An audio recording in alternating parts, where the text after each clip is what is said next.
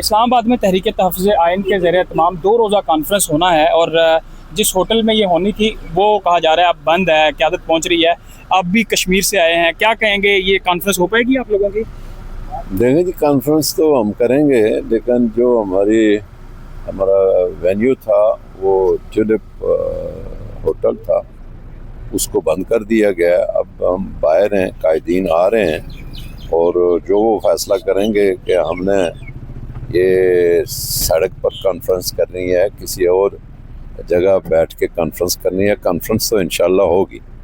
اچھا، یہ کہا جا رہا ہے کہ پہلے بھی یہ کانفرنس ہوئی تھی، کوئی لاہ عمل نہیں مل رہا، ورکر انتظار کر رہے ہیں تحریک انصاف کے کہ نہیں، لاہ عمل تو یہ 2 روزہ اے پی سی ہے، یہ کل تک جائے گی، اور لاہ عمل تو ملے گا۔ لاہ عمل کے بغیر تو کوئی کام ہوتا نہیں ہے۔ انشاءاللہ لاہ عمل دیں گے، لیں گے۔ تحریک انصاف کے لیے کیا جا رہا ہے، سختیاں ہو رہی ہیں، کوئی آج بھی بڑے فیصلے متوقع ہیں، بڑے لوگ آپ کے نااہل آج ہونے کا خدشہ ہے؟ کوئی نہیں، یہ سختیاں پہلے بھی ہوتی رہی ہیں، آئندہ بھی ہوں گی، آج بھی ہوں گی، اس سے کوئی فرق نہیں پڑتا۔ تحریکوں کو اس سے کوئی فرق نہیں پڑتا، میں آپ کو بتا دوں۔ آخری اور بتا دیں کہ تحریک انصاف کو، اور ابھی عمران خان کے بیٹوں کا بھی انٹرویو آیا کہ ایک امید تھی کہ شاید امریکہ سے کوئی پریشر آئے، تو ٹرمپ نے تو کہہ دیا کہ وہ پاکستان کے ساتھ مل کے کچھ ذخائر تلاش کر رہے ہیں اور پاکستان کی معیشت میں وہ ساتھ ہوں گے، امریکہ اور پاکستان۔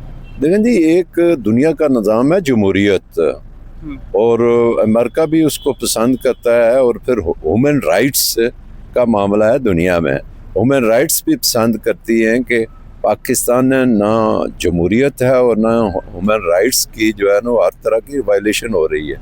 تو اس میں جو علمبردار ہیں وہ تو بڑے منصف یہی ہیں، امریکہ ہے اور یورپین ممالک ہیں۔